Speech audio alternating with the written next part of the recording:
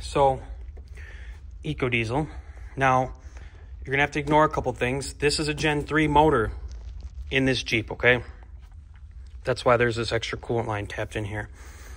This had a bad EGR cooler at one point. I mean, oil cooler, so you can see there's some black in here. But what we're doing is changing up the cp4, which is bad. Okay, so very simple.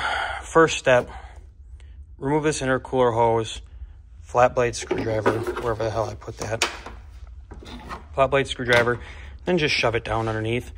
You can take a pliers, squish this, pull this off, and then you can unhook this, pull this off. Then this cover is wide open. From here, this cover is 3 10mm bolts. I'm gonna do all that quick, and then we'll go to the next step. Okay, so I'm not sure if I said 3 or 4 bolts, but there's 4 10s, okay? Once you get to this point, you can literally just take and pop this clip on the FCA here, which is what controls, that's the regulator for the cp4. You have 2 clips here where you just squeeze them, pop the fuel lines out, which diesel will come out of these. You have 2 19mm fuel lines, one here and one here. And then what you have is you have a 17 here, here, and here. That's these long, look like stud adapters. And then from there, you can wiggle the cp4 and pull the cp4 straight out. Be careful with this when you're taking this coolant line off. Be careful when you're pulling stuff past it. These break super easy. Luckily, you can next day one of these typically at your Mopar dealership for like 60 bucks, which we will be doing here eventually to get this black shit out of here. If you are looking for a Gen 3 swap done on your vehicle, you can get a hold of me. We specialize in it. We've done tons of them. The Gen 3 motor does have a billet crankshaft. So it is significantly better.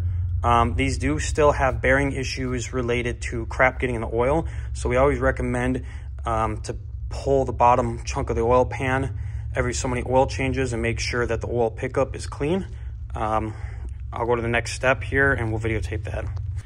Okay, so the old one's off over on the bench. Here is the new one. Now the new one isn't a new one. It's a takeoff off another Gen 3 motor. The one that was on here was on a Gen 3 motor. Here's what we run into. CP4 failures are more common in the south, the west, and the southeast. In places where we don't have winter fuel, we don't have a lot of additives, things like that. A lot of the Gen 3 motors that we get come out of California. And so we see sometimes CP4s that are already bad with only 20,000 miles on them. So I'm going to put this one on here off another Gen 3 engine. So this is a 20 plus CP4. If this one is still bad or this one goes bad, we'll take the Jeep in for the recall and then get the recall pump put on.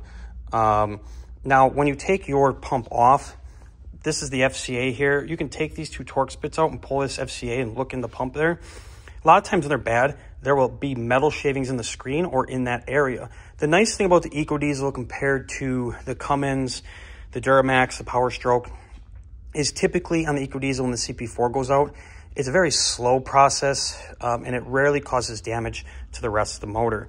As you can see, there's a pry bar up there. So when you wiggle it and doesn't want to wiggle out, you can literally just put a little bit of pressure behind this head here with the pry bar while you're wiggling it, and she slides right out. So, yep. So at this point, it's basically putting it back together and then seeing if everything we did worked. Okay, so it's done and back together. Now, let's go over a couple quick things. Technically, this cover is not needed. This is 2 things. One, to protect the pump so nothing can hit it.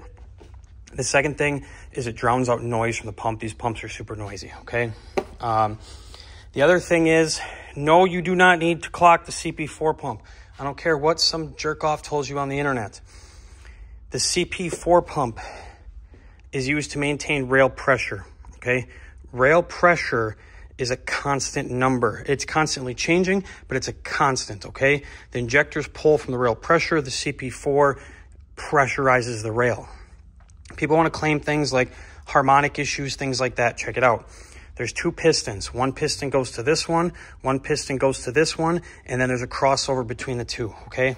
Even if by some magical number, some magical scenario, there is a harmonic balance issue related to the cp4 pump not being timed correctly, where this piston has to hit this rail at a certain time, this piston has to hit this rail at a certain time, that would only matter if there wasn't a crossover. Because of there being a crossover, all of that's null. So you do not need to time the cp4. If you want to time it based on what the internet tells you, fine, go ahead and do it. But don't come on my posts and try to make claims about it, because you do not have to time the cp4. That's not a thing, okay? I think that's it for this video. Everything's back together. So the reason why we're changing this pump is because after we did the Gen 3 swap, we had a small oil leak we had to fix. After we got that fixed, we went to drive it, and you really couldn't get on it. So watch fuel rail pressure. Fuel rail pressure never got above 14,000, okay? This vehicle ran and drove when it came into the shop perfect, other than having a bad engine, okay? The only thing that was changed was the engine and everything related to the being on the engine, okay? So the lift pump in the tank is fine. Fuel lines are fine, things like that. So the only culprits that we have are the cp4 pump, and then we have like a return sensor and then a rail pressure sensor. Those are our culprits.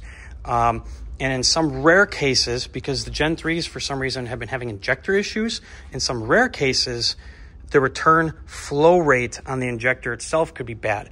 Now, that typically, from what I've seen, we've only seen it on one truck, results in a very difficult to start or won't start at all, okay? So that's where we're at on here. I'm gonna go drive it and check to make sure everything went okay. Also, last but not least, it is a self-bleeding system. You do not need to bleed this in any way like you would a Duramax. This is a self-bleeding system. Just hit the key and let it go. You might have to do it twice depending on how much fuel you lost, but that's it. That is how simple it is to change the cp4 pump. It is the same process on the Ram. It's just a little bit more difficult to get to on the Ram.